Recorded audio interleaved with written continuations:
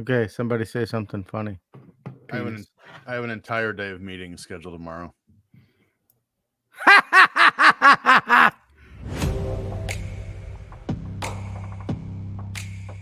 Hello and welcome to the Filter Free Podcast. I am your host, TJ Stevens.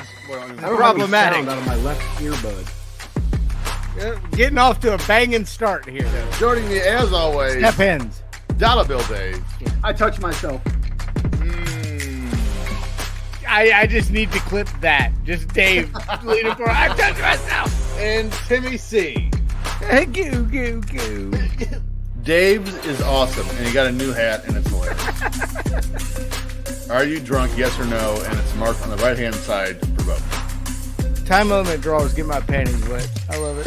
We've covered this butt wipe on a few different occasions. Butt wipe? You don't call people butt wipe anymore? No, I'm not 7. Good news is I've limited the producer's amount to screw us over this, so we're actually going to get to sing along with the songs now. You are welcome. You got right! Oh, you're right! The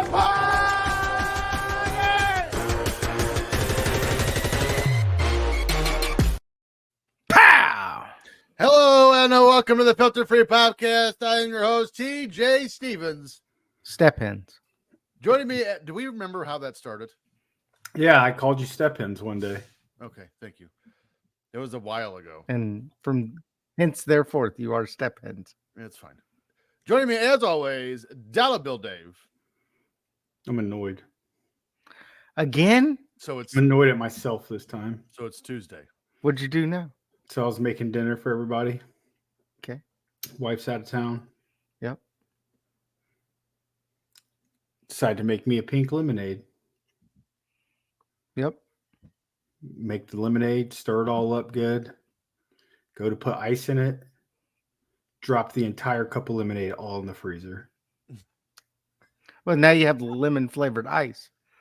Had to empty all the ice. And a lemon flavored freezer. Mm-hmm.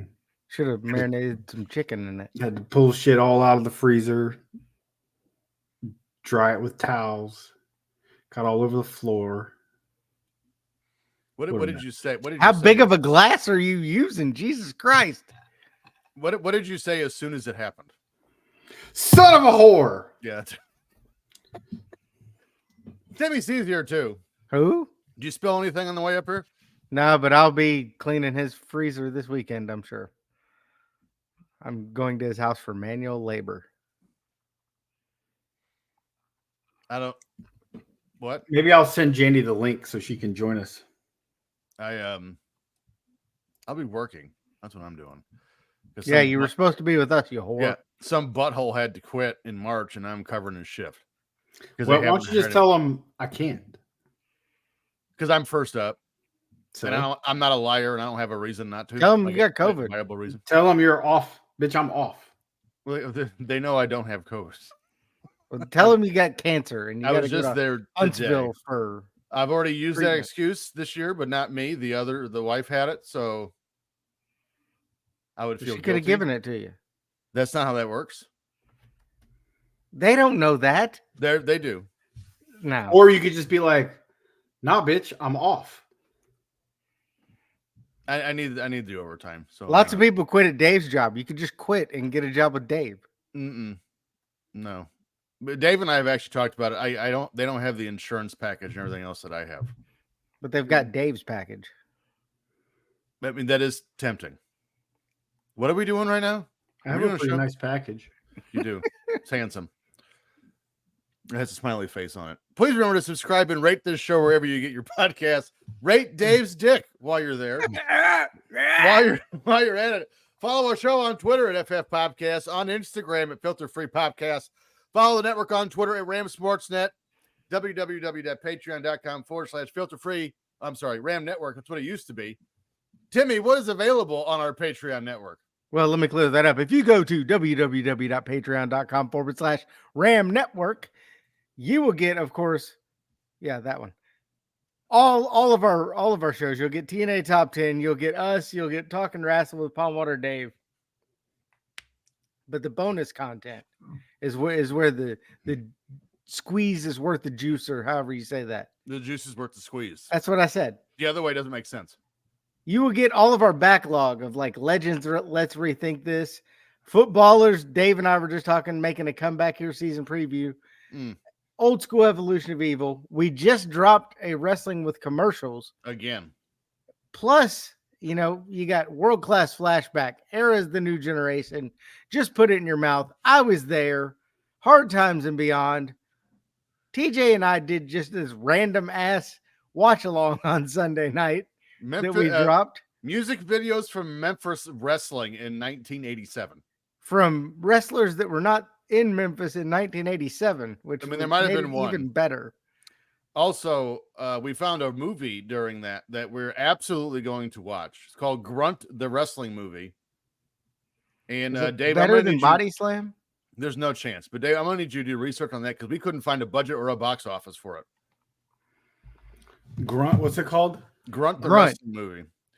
It starts with the baby face character's name is ridiculous. He goes on the run because he was in a wrestling match. And the guy did like the hangman that Foley used to do, like him get his head stuck in the ropes, and he decapitated him with a drop kick. Just so you know, it's on Tubi. I'm pretty sure we'll find it on YouTube. It's on to be announced. What's on Tubi? To be announced. But speaking of footballers, did you guys know this little piece of trivia? The Bears would want to know. It's preseason. Yeah. I'm going to take what I can get right now. We're undefeated. Who was quarterbacking that team? I don't know. Was it Dave Craig? I'm not sure. And by the way, it wasn't even a game. It was 3/4 of a game. I didn't watch it. So. I did. The most amazing thing about it was the new kickoff return. So wait, they only played 3/4? Yeah. Lightning started striking. They had to call the game. But anyway, Bears are undefeated. I just wanted to, make everyone aware of that before we started today. Might be the last time this year. Absolutely. Caleb Williams is supposed to play the next game. So well, Dave and I will be watching our favorite football teams play against each other this weekend. The fight for bottom. Nice. Except it's going to be like fourth stringers. I hate preseason football. So it's stupid. You got like Achilles Smith? No. Our defensive line's kind of thin, though. That ought to be interesting. Anything else we want to discuss before we head into this week's show? I'm super excited. We were all just bragging about how awesome our segments are going to be this because it's, the time frame. Yeah, mine's going to be average at best. Well, I mean, mine's covering sport ball from 1991, so I don't want to give away the sport yet. You guys probably know, but yeah, I'm excited for this. Field hockey. Yeah, you got it. Yep. We're doing the Duke lacrosse story, even though it happened like 17 years later. There's titties in that story. I'm in. So let's go ahead. Timmy, get your finger on that button because this week we're going back to August 1991. Well, actually, again, there's no show to get. It's 4 years. It's going to take me a while to break that habit. Let's just go ahead and see what was happening in your world yesterday. Let's run through some events. Filter free up first stories and miss the cut. Let's cover our celebrity gossip for the month. On August 1st, Hedy Lamar is arrested for shoplifting in Florida at the age of 76. I feel like we've done that story. It's Headley Lamar. There's no L. Never seen. I thought it was Lamar Jackson. You never seen Blazing Saddles? You goof. And I have seen Blazing Saddles, but it's been It's years. Headley. Okay. Who's Hedy Lamar? It's Headley. She was an actress way back in the day. It's Hedy Lamar, but Hedy it's Lamar. It's Headley. What'd she steal? I'm glad that we've really confused the audience base right A now. BMW. On August 8th, Carlos Santana, the guitarist, not the first baseman for the Twins, pleads no contest on marijuana possession in Houston. The same day, still, Billy Preston is charged with exhibiting pornography to a minor. Freako. Carlos Santana, Tito's brother. Tito Santana? I mean, I don't know. I've never looked up their genealogy. All right, so you guys ready? Hedy Lamar. It's Hedy. Hedy Lamar. It's Hedy. Hedy Lamar. It's Headley. In 1966, Lamar was arrested in Los Angeles for shoplifting. Okay. This is 1991. The charges were eventually dropped. Mm-hmm. I shit you not. In 1991, she was arrested on the same charge in Florida. This time for stealing $21.48 worth of laxatives and eye drops. She had the shits, or she wanted. When you gotta go, you gotta go. She's like, I'm a little stopped up. I'm gonna have Like, to go, I love these little chocolates I'm gonna have to go steal some shit from the dollar store and make some shit. and make some shit. August 6th, women's softball pitcher Debbie Doom strikes out 17 batters for her second consecutive perfect game at the Pan Am Games in Havana as the U.S. beats Nicaragua 8-0. That's a hell of a name for a pitcher. Debbie Doom is fantastic. That is phenomenal. Sounds like a very fat porn star. What was the lady's name from Orgasmo? Oh, that movie was terrible. The movie was hilarious. Stuntcock. Suncock. Well, what was the lady's name? It was like something dinosaur. There was a dinosaur's name. I don't remember what it was. August 7th, court rules that Manuel Noriega may access some secret U.S. documents. I believe we've covered Noriega before, or at least I think we have. Yeah, We he's have. trash. Yeah, he is trash. August, this whole thing confuses me, but I really didn't want to research it any farther than what I did. August 9th, Alexa Bliss of the WWE is born in Columbus, Ohio. Good God, I'm old. Right. August 11th, John Daly wins the PGA Championship, or as I put it, Champoonship, at Crooked Stick Golf Course by three strokes over Bruce Leetsky. Did you let him type that? No, I might have. the championship When I over wrote- Bruce when I- Leetsky. When I wrote this story, I was actually drinking with John Daly. August 11th, Wilson Alvarez, rookie left-hand pitcher for the Chicago White Sox, throws a no-hitter in his second career start. In his first start, he gave up 3 home runs and never recorded an out. Pretty bad. That's a good turnaround. Yeah, it's a hell of a Easter turnaround. famine with that dude. Yeah, he actually pitched quite a few years with the White Sox. Yeah. August 11th, J.D. McDuffie, NASCAR driver famous for driving a race car while smoking a cigar, dies at Watkins Glen after crashing through a guardrail at the age of 52. The I guardrail really was 52 years old. No, he was 52. Oh, The guardrail's You have probably older AIDS? than that. I don't think so. heroin. I don't understand. What? I really wanted to cover this story, but another historic sports death had occurred. One day, we will tell the story of J.D. McDuffie. And his heroin. I don't think he did heroin. He had the same disease Janae had. What's funny is these drivers used to have personality. So J.D. McDuffie, if I remember correctly, not only smoked cigars while driving, but I think he hosted a radio show at one point in the car. And then Dave Marcus, I think, would drive around in wingtips. That seems very dangerous. Oh, well, I mean, he died in a race, so you saw how it worked out. What was he like, smoking a cigar and Probably. doing the radio show when he died? His name was Probably. John Delphus McDuffie Jr. Delphus. Ralphus. August 12th, Metallica releases their 5th album in the self-titled Metallica album and debuts at number 1 on the Billboard 200 chart. Better known as the Black Album. Love that album. Big fan. August 12th, Chris Middleton, forward for the Milwaukee Bucks, is born in Charleston, South Carolina. Yep. Okay. August 13th, Jack Ryan, the man behind Barbie and Hot Wheels, passes away at the age of 65. I always thought Ken would be the man behind Barbie, That was smacking that ass. when when they let us have figures. August 14th, Dave Winfield becomes the 23rd player in Major League history to hit 400 home runs in his career. Compiler. Sure. What a dick. August 16th, Shamu the whale dies at the age of 16 due to respiratory failure. Shouldn't have been smoking. He drowned. But that's the one part of that story they don't tell is Shamu was smoking like 3 packs a day. He and JD McDuffie are riding around in a race car, smoking cigars. August 17th, we have Arena Bowl 5 where the Tampa Bay Storm beat the Detroit Drive 48-42. Stevie Thomas was your MVP. Can we It's my talk about old neighbor. how bad of a name for a team the Detroit Drive is? It's awful. Sounds like a street. Also, Stevie Thomas was your neighbor? Yeah. Interesting. No, What was he He like? couldn't afford my neighborhood. He was Dave's son. I didn't even know they had the Arena Bowl in 1991. And this is their 5th Arena Bowl. So they also had one in 1986. It'd be 87. Yeah, stupid. Dumb Math is hard. Math. August 17th, Royals outfielder Warren Cromartie hits a home run.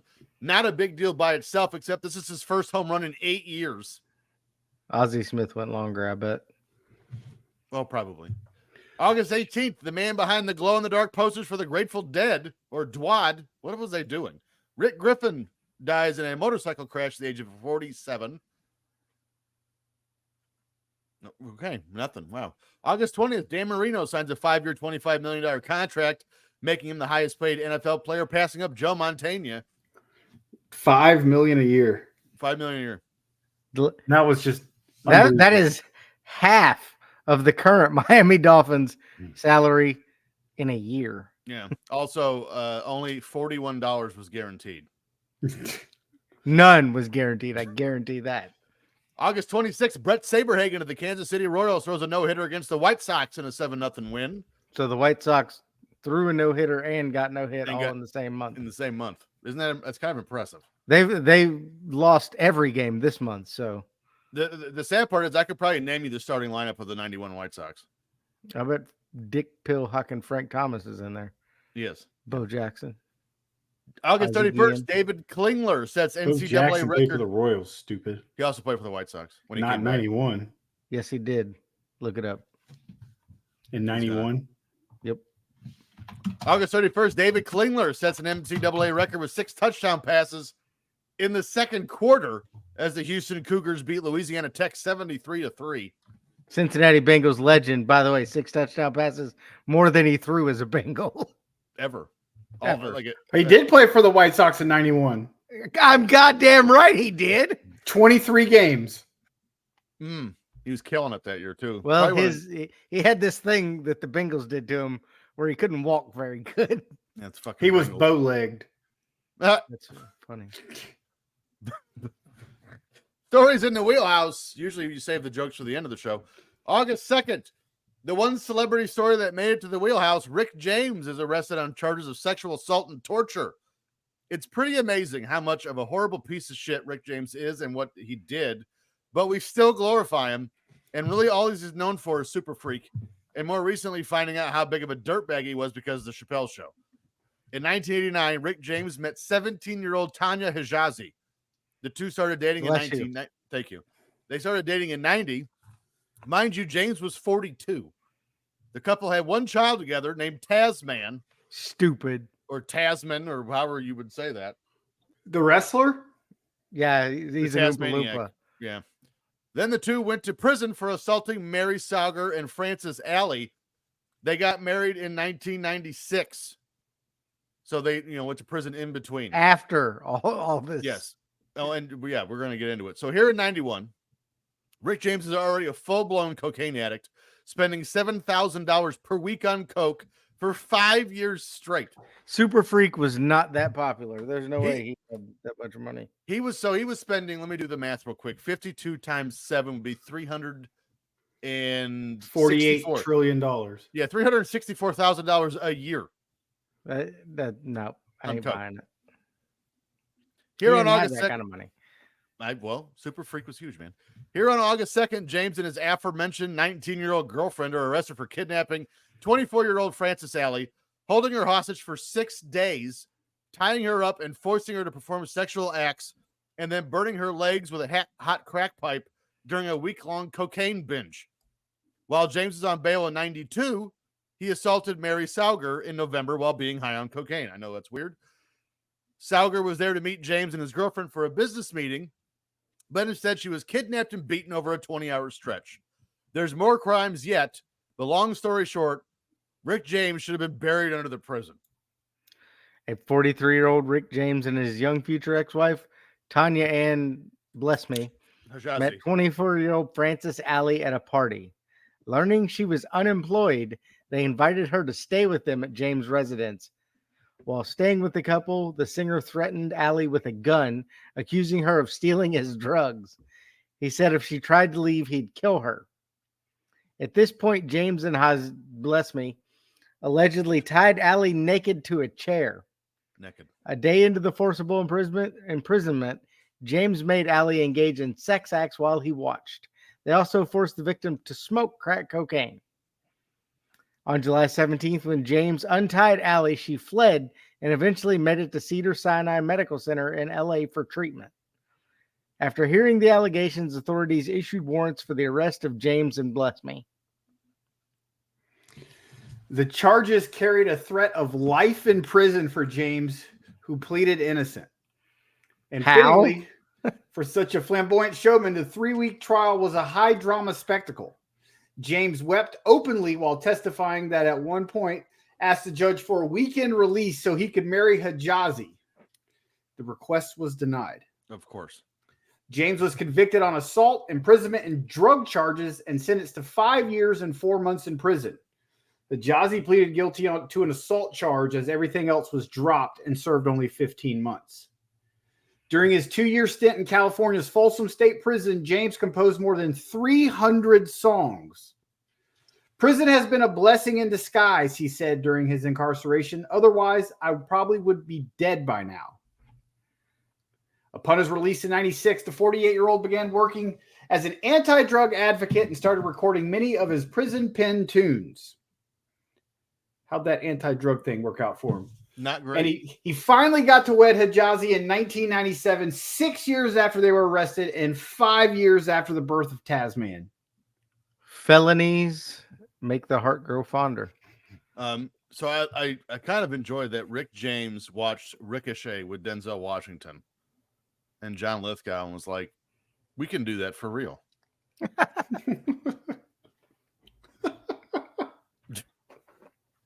By the way, have you guys watched Ricochet? It's an underrated movie. I watched him wrestle. He's going to AEW soon, I hear. Yeah, he'll be doing flippy flops all over TBS. Interesting. Timmy, do you want to do the thing you normally do? Oh, yeah, I forgot he was a singer, too.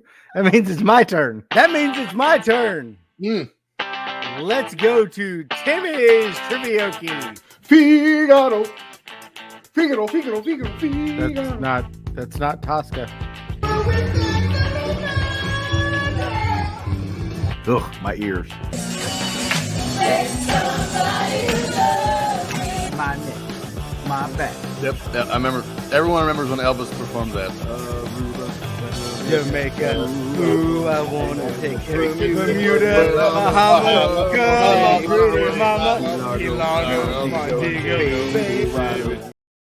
All right, welcome to Timmy's famous crackheads of the 90s. There was a lot. No, different. There was a lot. Timmy's Trivioke. All right, 1991. You guys locked in? You should know all of these. Sure. All 3 songs. Song number 1. Clue number 1. Super Freak, Rick James. Canadian. R.E.M. Elvis Presley. R.E.M.'s not Canadian. Neither Celine is Elvis Dion. Presley. Good. At least she's Canadian. Clue number 2. Neighbors with a U. Neighbors.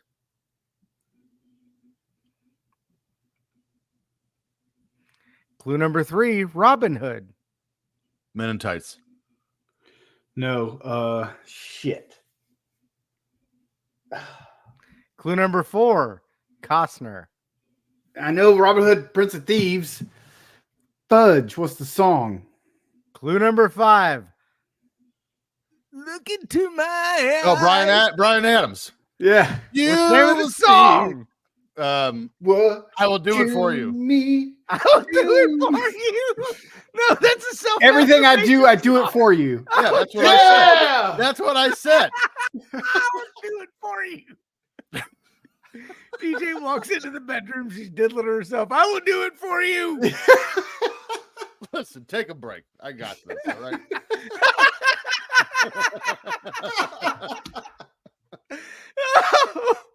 Oh, Jesus. Whew. He watches. He watches. I would do it for you. Song number 2. Clue number 1. Sleepy Time.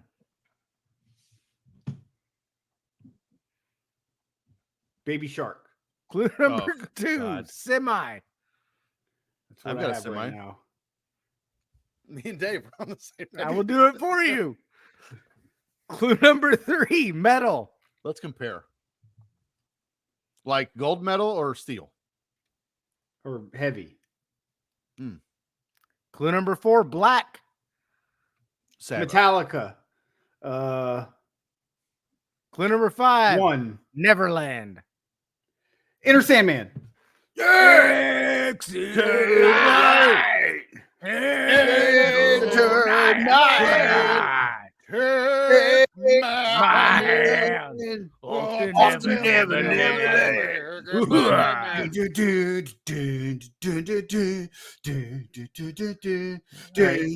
could have said ECW Kane. Heavyweight champion. This song makes me a little nervous. We'll see.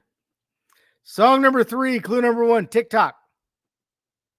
Off to a great start. Kesha. Don't stop till the stop and the clock goes tick tock. I will do it for you. Clue number 2, color. In living color. Clue number 3, boy band. New Kids on the Block. Hanging Tough. Clue number 4, bad. Michael Bad Jackson. boys. Bad boys. What you gonna do? Clue number 5, making love till we drown. Although I sang that very terrible. poorly. I did. I want to sex you up by Color Me Bad. Oh. Tick Girl, tock, I get up, wanna stop, get up. you Tick up. tock, get up, stop, get up. Ooh. Ooh. That's how I Making turned it. love till we drown.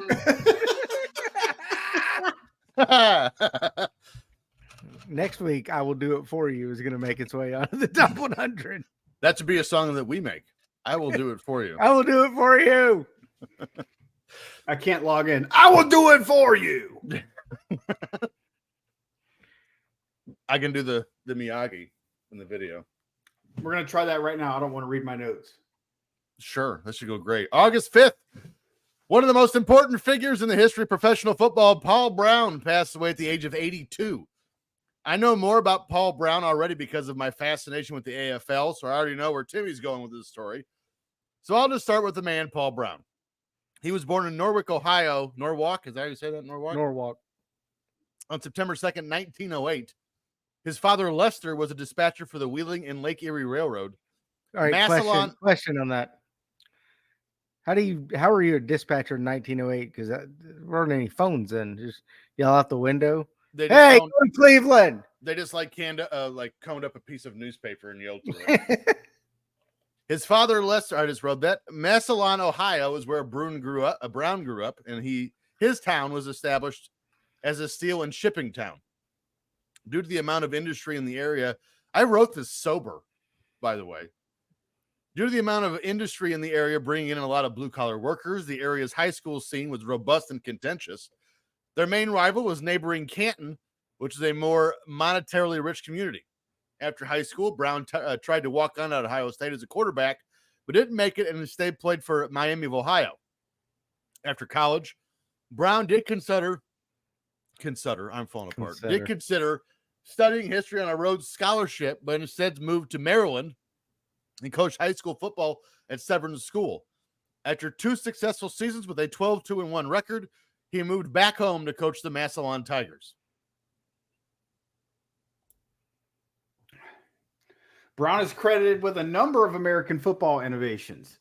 He was the first coach to use game film to scout opponents, hire a full-time staff of assistants, and test players on their knowledge of a playbook. How was this not done before him? That's crazy. He invented the modern face mask, the practice squad, and the draw play. Still useful to this day. Yep. Rarely is the draw play useful. No, it's not. Draw play is Yeah. awesome, dude. You only use it on 3rd and 15. He also played a role in breaking professional football's color barrier, bringing the first African Americans to play pro football in the modern era onto his teams. Marion Motley. Despite these accomplishments, Brown was not universally liked. He was strict and controlling, which often brought him into conflict with players who wanted a greater say in play calling. Otto Graham.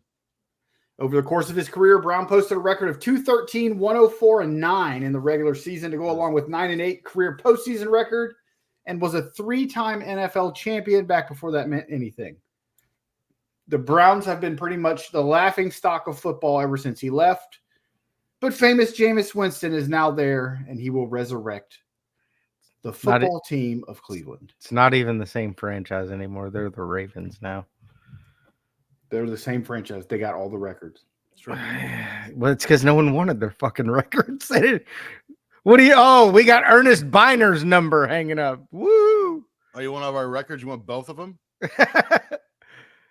As the rift between players and Brown and between Modell and Brown grew, Modell fired Brown January 7th, 1963, because he doesn't know football.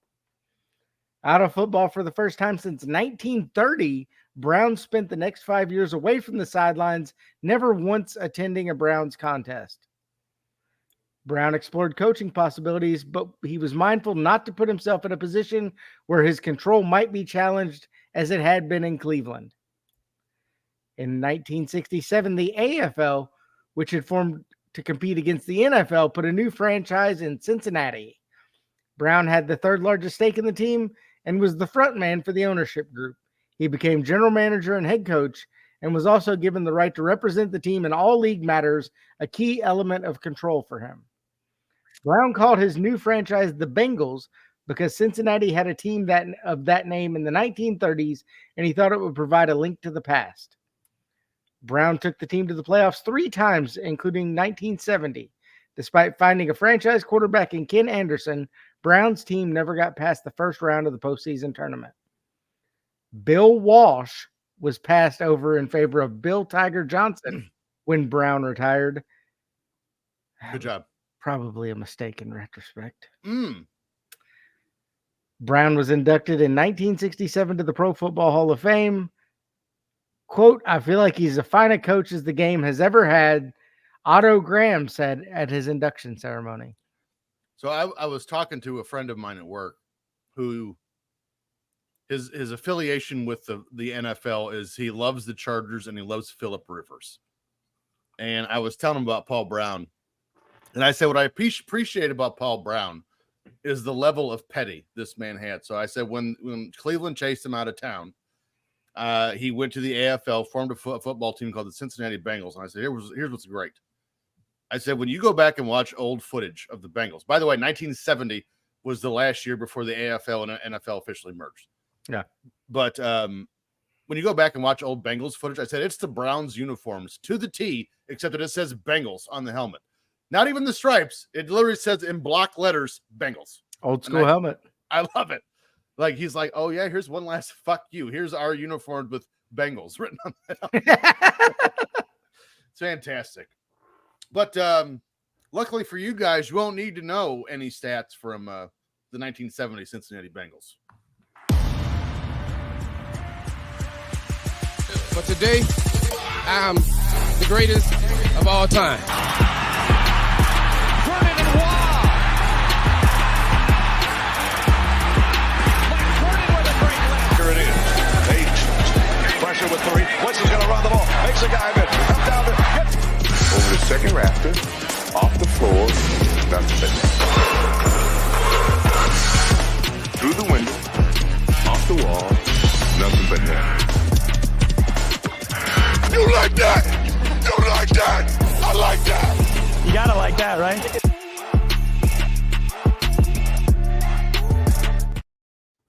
Here we go. It's 1991. We talked Paul Brown, which means we're talking NFL football. 1991 league leaders. Let's start with passing touchdowns. You're going to need 5 to get to the Dan Marino. Dan Marino was 4th with 25. Warren Moon. 5th with 23. John Jim Elway. Kelly. Jim Kelly led the league with 33. John Elway. No. Steve Young. 21. Stevie Young tied for 7th with 17. Randall Mark Cunningham. Rippon. Mark 91. Rippon was 2nd with 28. Cunningham, no. So you've got 1, 2, 3, 4, 5. So you made it. Here's the rest of your top 10. Woo! Tied for 9th of your Chicago Bears, Jim Harbaugh and Jay Schrader. Harbaugh. Yes, before he went to the Colts. Huh. This is actually Dick. Or Michigan. Dick could chase him out of town. Or Tied back for to the Chargers. Yes. He ended his career with the Chargers, actually. His playing career. Well, he's going to end his career with the Chargers again. So Good. Tied for 7th with Steve Young. Steve DeBerg of the Kansas City Chiefs with 17. 6th, Bernie Kosar with 18. And 3rd, the only one of the top 5 you missed, of the Atlanta Falcons, Chris Miller had 26. Let's go to rushing yard leaders. Let's see. We'll go 5 again. I don't Barry think we're gonna get 5. Sanders. Barry Sanders was 2nd with 1,500. Marshall Thurman Thomas.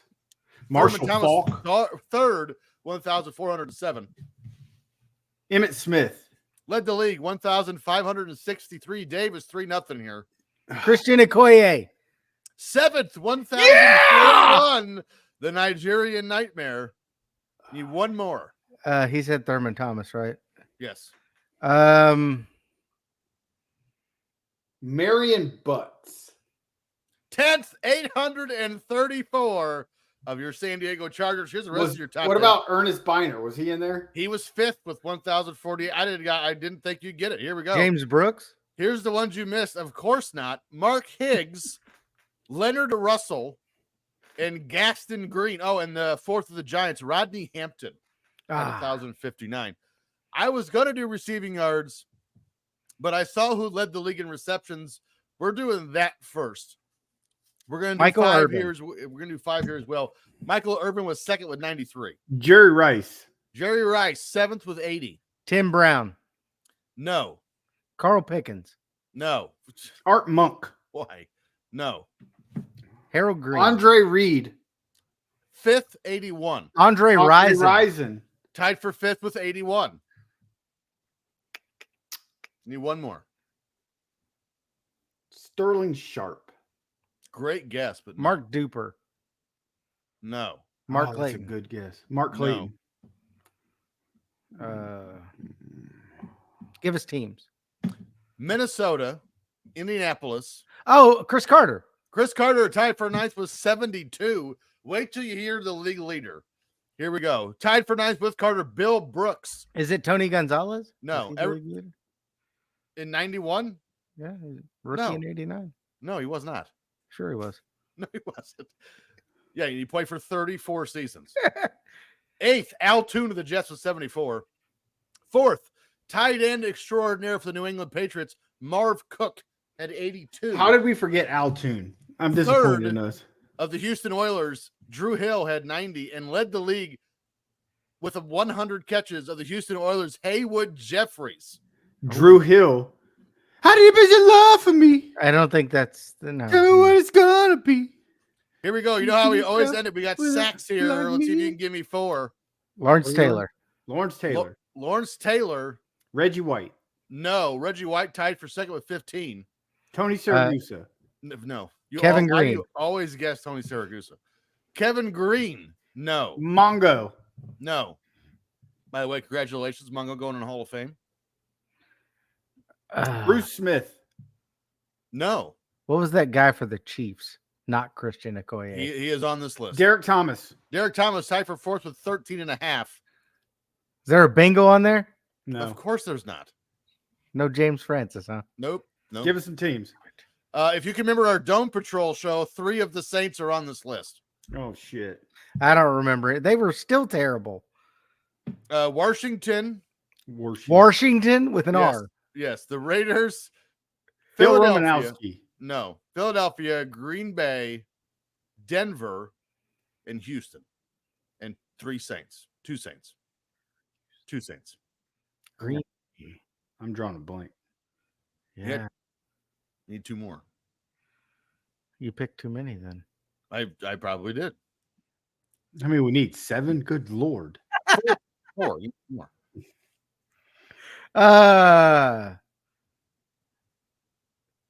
Jesus Christ. He is not on the list. Here we go. Hey, Jesus Christ can't hit a curveball? You saying Jesus Christ can't create pocket pressure in the pocket?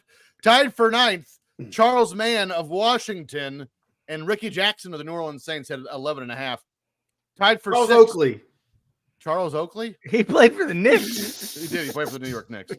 Tied for 6, Tony Bennett of the Green Bay Packers, Clyde He was Simmons a good of the singer. Philadelphia Eagles. Would you be quiet, please? Of the Eagles, and Greg Townsend of the Raiders.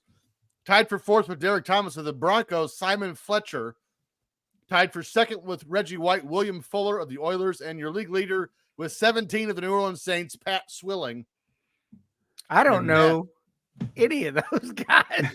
You guys usually do awful on sacks, so this was not a huge Pat Swilling, I got nothing on. The Dome Patrol was The a Dome bunch Patrol. of chicks on campus when I was in college.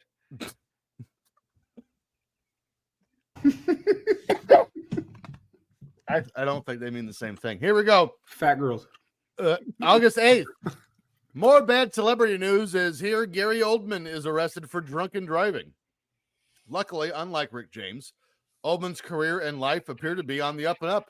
In fact, when I tried to find the quote, Gary Oldman scandal section, there wasn't one, although I'm sure Timmy will find something. Yeah, he did. If I followed his timeline correctly, he would have been filming JFK, where he played Lee Harvey Oswald. Arswald.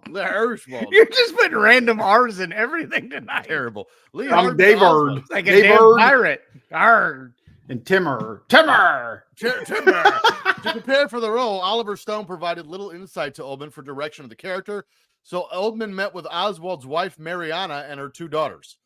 In fact, here in 91, Oldman's career took off due to his roles in Edward Scissorhands. Scissorhands? What am I doing? Edward Scissorhands, JFK, and then starring as Count Dracula in Bram Stoker's I think we Dracula. need drunk TJ to write the notes every time. I am halfway through my first can. That's a pretty solid trifecta there of movies. As much of a murderer's row as that is for consecutive movie roles, the mid to late 90s were even better for Oldman after Murder in the First in 95, The Fifth Element in 97, and Lost in Space in 98. It has also come out that Quentin Tarantino was considering Oldman for 2 different roles in the film Pulp Fiction.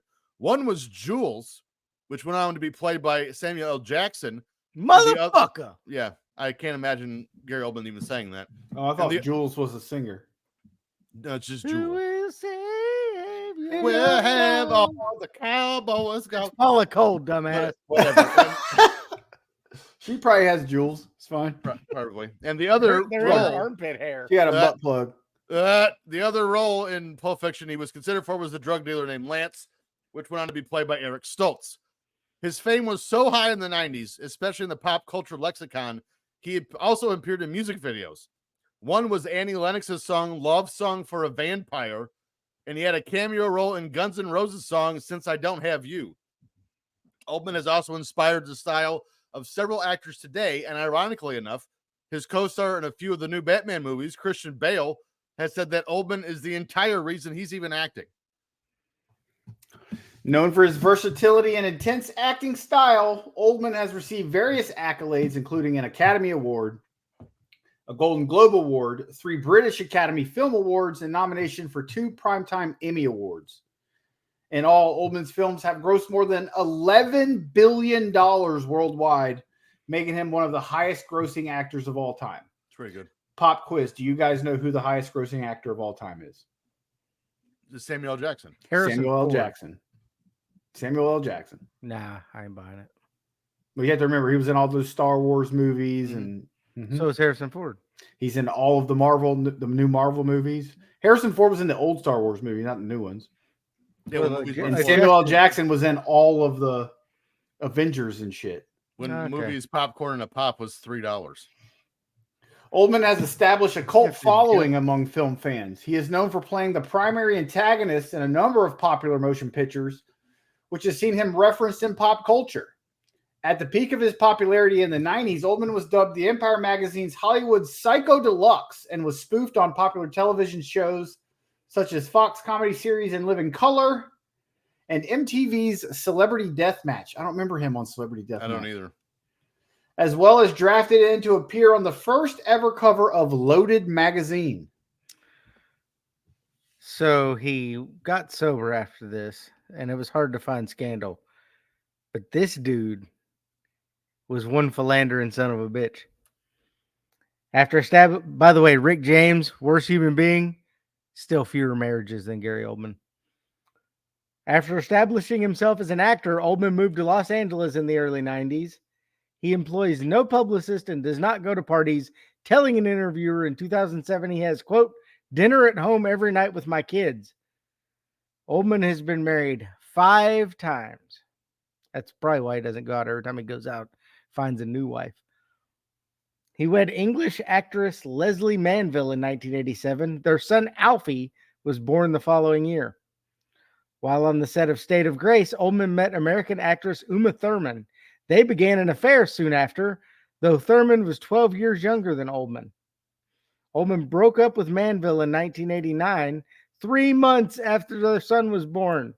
They divorced a year later. Good guy. Oldman and Thurman married in 1990, but divorced in 1992, Thurman stating that the marriage was a, quote, mistake. In 1997, Oldman married American model Danya Fiorentino, Well with done. whom it's Linda's sister, actually, with whom he had 2 sons, Gulliver and Charlie. Dumb. In 2001, Fiorentino filed for divorce, claiming Oldman was abusive and had choked her and hit her in the face with a telephone receiver. These claims were proven false. I got really excited when I read that, and then I'm like, damn it, she's a liar. I would tell you about the other 2, but they're boring, and his boring ass ain't worth my breath. Not that exciting, other than he can't keep his pee-pee in his pants. So I looked it up, and the episode he was on in Celebrity Deathmatch, he fought Christopher Walken. And did Christopher Walken hit him with a cowbell? I have no idea. Hit the clip. He's muted. Now it's time for Dave's Faves. Have you seen it? You slip her the hot beef injection.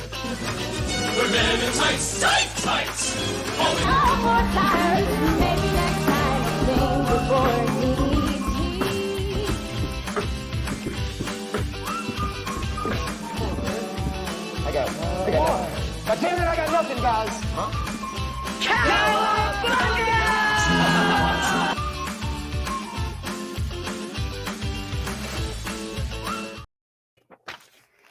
Everybody got your writing utensils.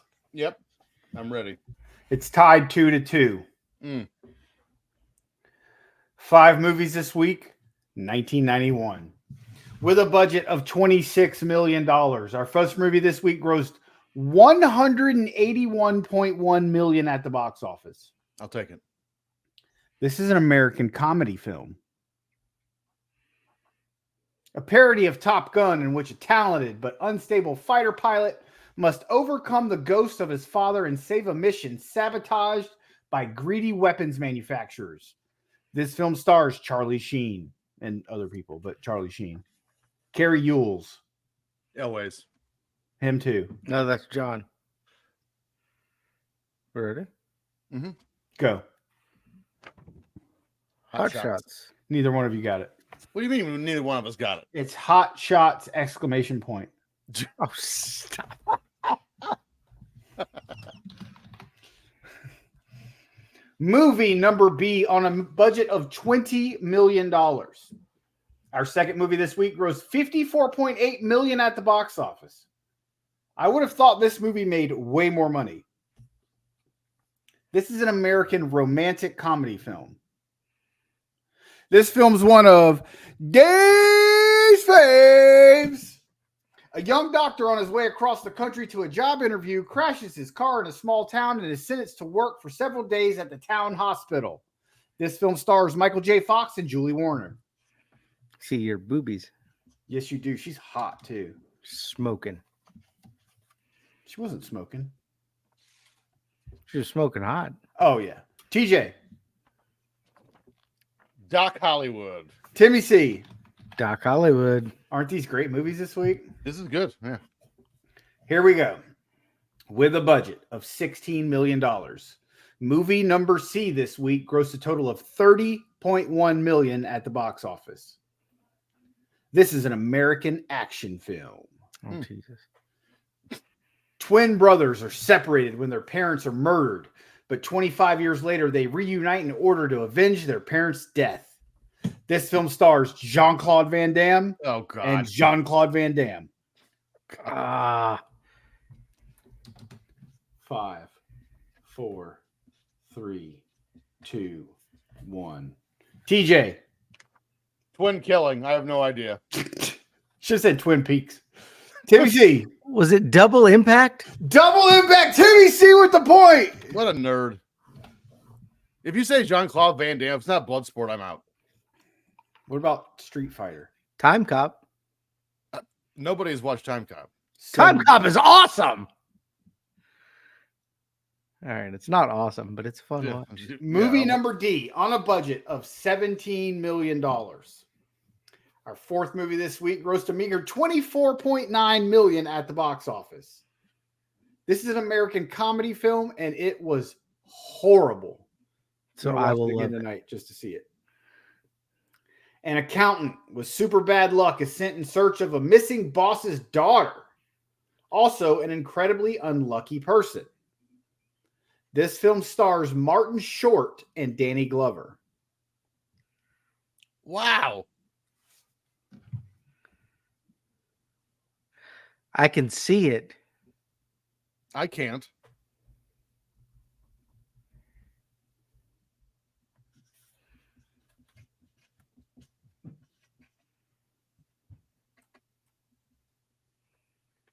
I have no idea.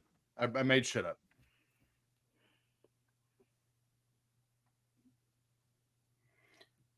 TJ. Short on money. Get it? Because Martin's short and he's an accountant. Timmy C. Is it Gone Fishing? No, that Gone Gone Fishing Fishing, is that one of the greatest movies of all time. That was Joe Pesci. And it's Joe Pesci. It's called Pure Luck. Sounds Sure. terrible. It's terrible. Terrible. If y'all don't get this, I'm quitting the show. I don't believe that. I'm quitting the show if you don't get this. Here we go. That means it must be easy. Movie number 7 or T 5. or whatever we're on. T. With a budget of $20 million. Movie number R this week grossed $38 million at the box office. This is an American science fiction comedy film. Oh boy. A tyrant from the future creates evil android doubles of two dudes who went on an excellent adventure and sends them back to eliminate the originals. This film stars Keanu Reeves and Alex Winter.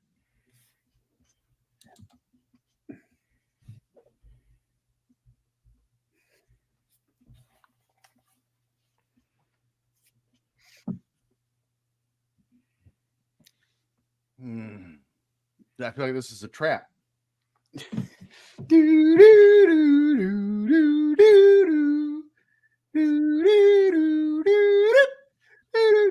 All right, I'm ready.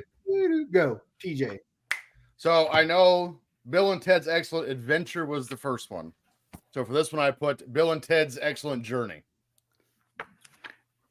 It's Bill and Ted's Bogus Journey. Dave quit the show. That's okay. We have a replacement who's much better. Yeah, she's much better looking, a much better public speaker. She's let's go ahead and In a hotel room? I'm in a hotel room. Yes, guys, So- I am. where are you at this week? I am in Pennsylvania. That's We're at Say hi to Pauly B for us. we're at in Pennsylvania. I am in Scranton, Pennsylvania. Does Pauly B know you're in Pennsylvania? I'm not sure. I have He not might- talked to him. I'm calling him right now. Please don't. What hotel are you at? I just quit the show, honey. Hey, what I was the saw. answer? Yeah, what was the answer? Bill and Ted's Bogus Journey. Timmy That's C what- gets the point. Yeah. Yeah, but TJ didn't get it, so I'm quitting. Well, one of us got it. I mean, I had 4 of the 5 words right. So we need to play that Sarah Evans song or whatever. The arms of an angel. I will do it for you. I will do it for you.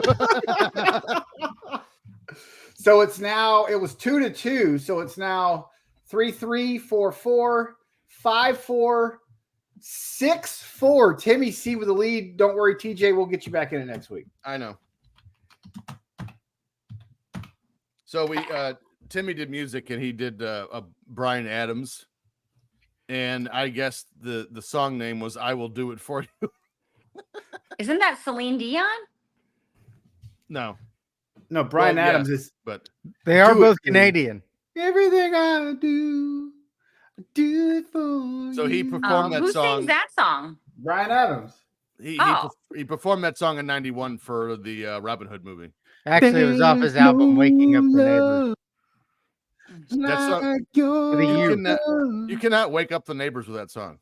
No, You could play it on a boombox in their window, holding it, and it wouldn't wake them up. They would Is just she make snoring? What sleep the shit? harder. It's like That is one of the greatest movies of all time, and it's in my top 10. Robin Hood, Prince of Thieves. Yep. Seen it in the theater. Is it above? Jandy or and I below? watched it. She liked it. Is She it even above stayed or awake below during it. Biodome? Oh, Biodome sucks, but it's good. I don't understand what just happened. Biodome's one of those when you're in just a funny mood and want to watch something goofy, but it's not a good movie. Or high. Well, I'm not allowed to do that. Well, I didn't mean like right now. I'm just saying Oh. in general. Yes. Do you know what movie is hilarious when you're high? Tenacious D and the Pick of Destiny. No, not Half baked. Half Baked is good. Days of Sober. I mean, he kills a horse with popcorn in that movie. You know, I've never seen Dazed and Confused. Really? Babe, we're watching Breakfast Club this weekend We are? and Dodgeball. Okay. And Timmy's the never Bucks seen are Dodgeball. Bucks are playing the Bengals. Oh, that's exciting. Not really. It's or preseason. Yeah, It's preseason, so it doesn't That'll be count. kind of boring. Yeah. Yeah. We'll watch for 5 You know what minutes. else? And I'm sure You know what we'll do else you're some doing this weekend? packing. Shaving. No, shaving. Your beard is very long. I'm not shaving nothing. Yeah. I don't even have a beard. We know. You can't grow facial hair. You haven't hit that part of puberty. Well, yet. I can, but it's very patchy. Not good at all. I was waiting to book my beard appointment for next week, but I needed to see when I have to go pick your aunt up at the airport. I think it's late at night. On Speaking Friday? of, I'm getting ready to book us Vegas tickets. Yeah. Vegas. Let's go to the strip. Lord club. knows it's been like 3 weeks since you've been on vacation. You probably need to go. You do. We only have 3 No, I'm gonna book it. vacations left this week. How many This week? how I many believe weeks of paid time off do you guys get? Like 8 months? Yeah. Like you make school teachers jealous. I'm at 2 weeks of Well, vacation this year, That's why you should be a federal government worker. and I've used a day so far this year. Up to August, I've used 1 day of vacation, and See, that you was could when be my using wife. you could be using vacation this weekend to come to my house, but that's no. The day I used was the week my wife was in the hospital. I still went to work the other 4 days. My wife would be mean as shit in the hospital. I wouldn't go see her either. Well, I couldn't go see her in the hospital. That was Oh. after her chemo treatment. She'd probably yell at me like she did when I asked her to marry me. You yelled at him for that? I don't blame her. Let's hear the story, Jandy. This seems like a fun story. It's not that funny So- of a story, actually. So the ring came in, and I was going to ask her to marry me. Came in. Would you order it on Amazon? No, on Wish or whatever. Wish. Temu. No, I had to go get it from the jeweler, but it came in. I got it and picked it up, and I was supposed to wash the dishes that day, and I didn't wash the dishes. Oh, it wasn't just wash the dishes. There was like a laundry list. We had just moved from my mom's house, and we were living at my grandma's house because she was in Florida for the winters, and he was not working at the time. So yeah, so I come home from work and the lights are on, shit is everywhere. He didn't do the stuff he was supposed to do. So I was walk in the busy that door. day doing stuff. Right, but I didn't know this, didn't expect this. It's like a random Tuesday. I walk in the door hot because nothing is the way it is supposed to be. So he did not catch me at the right moment. So I was in the So- bedroom. Catch and me I had- outside. How about that? So I was in the bedroom, and I had flowers in there, and I had the ring. So I heard her come in. So I was waiting, and the light was on in the bedroom, and I was down on my knee for when she opened the door. She opens the door and goes, "What are you doing on the floor?" All right, so I want to be in her head for a second. As she walks through that door and sees Dave on a knee, first thought that enters her mind is, "This house is a mess, and he's been drinking."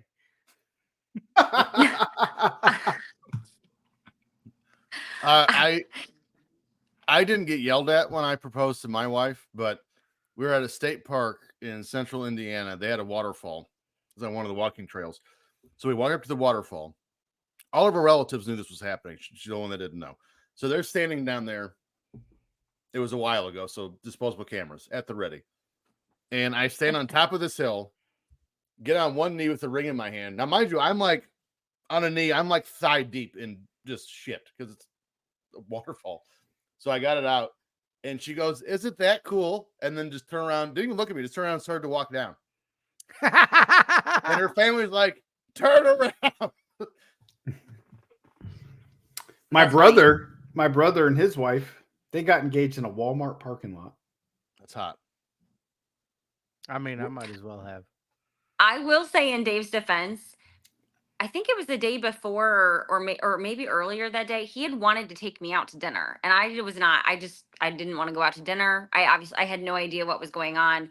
And he couldn't wait until we went out to dinner or like in a normal She was setting. pissing and moaning. So So we were going to her mom's house for spaghetti. I'm like, no, I would like to take you out to dinner. I'm like, I don't want to go out to dinner. Mom's making Chef Boyardee, damn it. Her mom's spaghetti is the shit that Eminem threw up onto his shirt. That was the first thing I thought of when you said that. Yeah.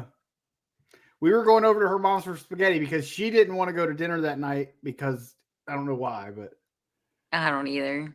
Oh, apparently, it was a bad day for me. I don't know what was going on. That was super unexpected. Lord, you didn't even know it was going to get much, much worse. No. Girl's got the greatest life in the world. Look at all these vacations she goes on. That she pays for. You're the one. Look, I'm watching her children. You're right the now. two balls dragging along behind the dick. I'm literally watching her children right now. Her children. And I Yes, cleaned up you're my my mess baby. from when I spilt my damn drink in the freezer. Oh, yeah, you'll have to hear that story in a little bit, Jandy. I already called her and told her. Okay. She has laundry to do now. Can't leave A him lot of alone. towels. Say it's not that exciting. You just dropped a cup in the freezer. It was full of lemonade. It was full of lemonade. We just told the story. Apparently, he likes cleaning out fridges and freezers because over the weekend he decided to put a turkey into the refrigerator without any barrier on it, and it leaked everywhere. What are you doing? So he's a Like, hey, disaster. They know it sounds like fun right now. Salmonella. Let's do it. And then we went. Where did we go? We went to North Carolina for a week and a half, and Jandy left shrimp in the upstairs fridge, and it leaked all over. In my defense, though, we were getting our new fridge downstairs delivered when we were gone. So we had to rush move everything to the upstairs fridge or freezer. And the girls were helping me put stuff in. And I'm pretty sure when I said freezer, they heard fridge. And I didn't realize it. So I blame kept it on going. the I'm girls. like, what? Wait a minute. The girls put It the was. turkey in the fridge. You got Yeah, an upstairs fridge and a downstairs fridge? Yeah. Fucking Yes. rich people. You gotta have a fridge by the bar. We had to buy but we had to buy the upstairs fridge because our downstairs fridge went out and we didn't have anything. So we went and bought a small upstairs fridge. But anyways, we've leaked all over it multiple times. It's ridiculous. This could be a podcast. I have a garage fridge. I have a garage fridge. So And a my garage upstairs freezer. fridge See, is like a it's garage similar. fridge. It's a big fridge. I mean, it's a normal size fridge, but it's just, top and bottom. Doesn't Not have in an the ice garage. maker or nothing. So But it's we up by have the this- bar. Not in So the my garage. bar gets built Monday. So We you're have a going to miss garage the bar fridge this weekend, Timmy. and a garage freezer. I make my own bar. It's fine. We're going to do a redneck bar. Just put a folding table up there. There you go. Dave, can I tell you something in confidence? No. Hey, let's do this for a minute. We'll kick him out of the room for a second. I didn't want to come because of Timmy. Okay. I'm gonna come back by myself later in the year. There you go. Hey Timmy, I just Hey, had to what's tell up? Dave some of a little production note on the show real quick. Okay. All right, guys, I'm going to hop off. I'm going to take a shower and book some flights and get ready for bed. I'm going to call Y'all have Paulie fun. B and let him know where you're at. Hey, you want to, let's FaceTime while you shower. Can you wait till the show's over first? Yeah, we might get some more viewers if I quit the show, remember? You're here. Oh. Yeah. Jandy loves when I podcast, so What I are you, just Ric can't Flair? quit. We've heard that. Yeah. Okay. Love you, honey. Bye, guys. Bye, Jandy. Love you You're too. hot. Bye. I can't. All right, let's move on from dollar bill marriage stories, we're going to call that, and bum everyone out, because here on the Deep Cut, August 19th, one of the biggest stories since Vietnam and continued to linger here throughout the 80s and 90s. There's an attempted coup in Russia as Mikhail Gorbachev is the target as hardliners in the Russian Communist Party try to forcibly seize control of the government. We all remember Ronald Reagan's plea in the 80s, Mr. Gorbachev, tear down this wall. Where was I? Why'd you make him sound like Wilford Brimley? Diabetes. Diabetes. My name's Wilford Brimley. I have diabetes. Burns Tear when down I the pee and I wall. can't sleep at night. Tear down the wall. Which led to the fall of communism in 1989. So this is 2 years later. However, we weren't out of the woods yet, as some members of the Communist Party were not only still in power, but still wanting to restore Russia as a communist state.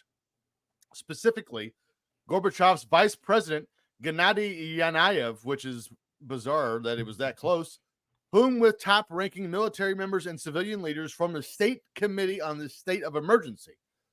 The group opposed Gorbachev. Actually, that sounds like a, what was that Bobcat Gold Police Academy movie? Police Academy State Committee on the State of Emergency.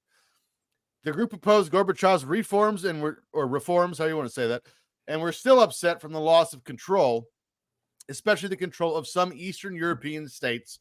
And we're also fearful of the new Union Treaty, which would have replaced the Treaty of 1922, which ultimately created the communist state of Russia. 9 of the 16 nations involved held a vote and had an overwhelming positive vote for the proposal at 76%.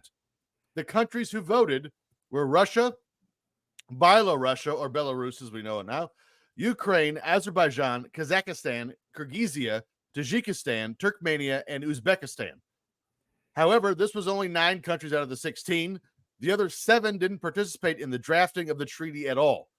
The ones where the vote wasn't successful or held at all were the countries whose citizens wanted outright independence. My name is Borat. Yes, that is one of the countries. I come from Kazakhstan. Great And my wife, she ugly. Pamela. By August, I still can't believe that movie caused Kid Rock to divorce Pamela Anderson. That makes no sense to me. Well, his story was different than hers, so we don't really know. No, that's true. By August, 8 of the participating 9 countries agreed to the treaty, with the exception of Ukraine, who was eventually made a sovereign state. Since assuming power as General Secretary of the Communist Party of the Soviet Union in 1985, Gorbachev had embarked on an ambitious reform program embodied in the twin concept of perestroika and glasnost. Very nice. That's Glasnost. Economic and political restructuring and openness. You didn't know I spoke Russian, did you? I did not. These moves, here we go. We'll get some more. These moves prompted resistance and suspicion on the part of hardline members of the nomenklatura. Nice. Well done. In 1991, the Soviet Union was in severe economic and political crisis. Scarcity of food, medicine, and other consumables was widespread. People had to stand in long lines to buy even essential goods. Fuel and stocks were as much as 50% lower than the estimated amount needed for the approaching winter. And inflation exceeded 300% per year, with factories lacking the cash needed to pay salaries. That's a lot. That'd make just about anybody go crazy. Yeah. British historian Dan Stone wrote the following about the plotters' motivation. The coup was the last gasp of those who were astonished at and felt betrayed by the, I don't know what that word is, by the collapse of the Soviet Union. Precipitous. Soviet Union's empire in Eastern Europe and the swift destruction of the Warsaw Pact and Comcon that followed. Comcon. I'll do it for you. That's where nerds go and meet up together and do stuff. Circle jerk. It's the cum Actually, it's the cum-con. Yeah. Soggy biscuits. You. Will you sign my dick? Oh. Hey, child. Mom, let's use it my dress.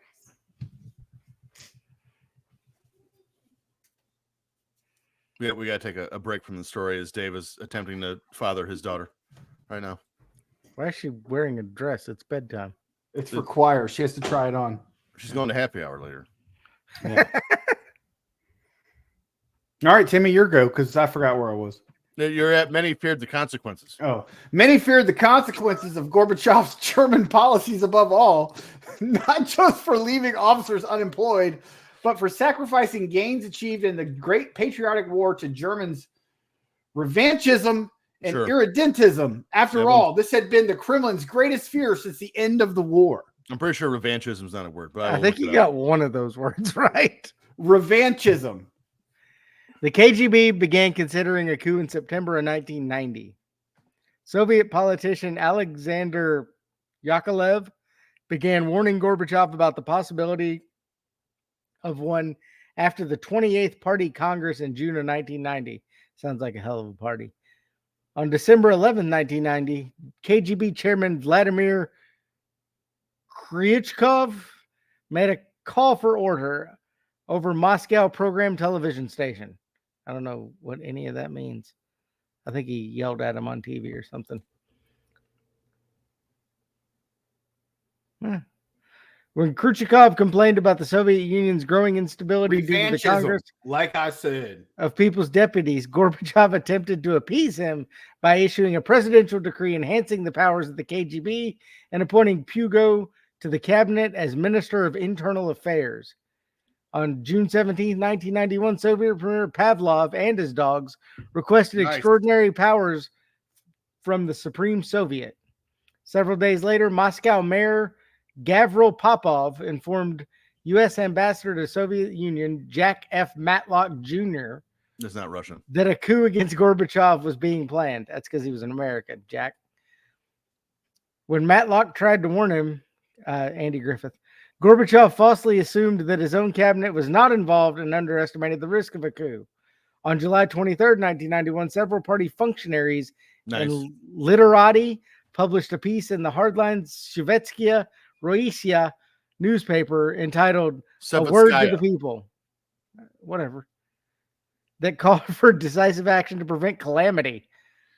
6 days later, July 29th, Gorbachev, Russian President Boris Yeltsin, and Kazakh President Kazakh Nursultan not gonna work here anymore. Nursultan Nazarbayev discussed the possibility of replacing hardliners such as Parlov, Yazov, Khrushchev, and Pugo with more liberal figures.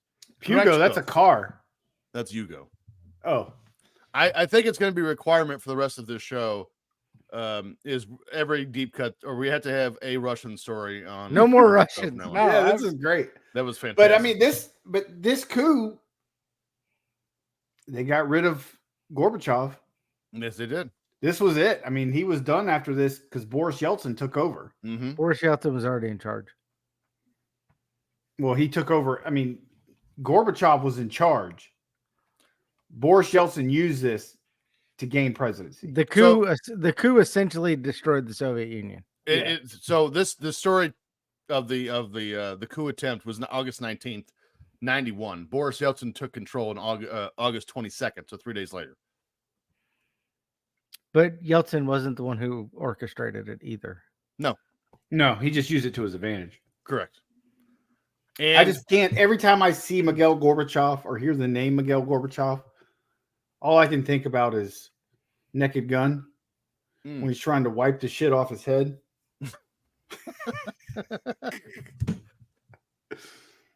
But yeah, I mean, this was, like Timmy said, this was essentially the end of the Soviet Union.